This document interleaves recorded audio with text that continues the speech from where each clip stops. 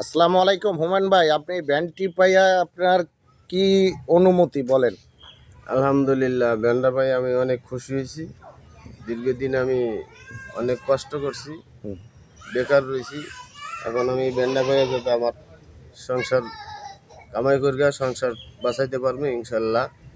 যারা দিছে তাদের জন্য অনেক দোয়া করি এবং তাদের অনেক কৃতজ্ঞতা জানাই। তারা যেন আরও বেশি বেশি দিতে পারে। আলহামদুলিল্লাহ। আলহামদুলিল্লাহ।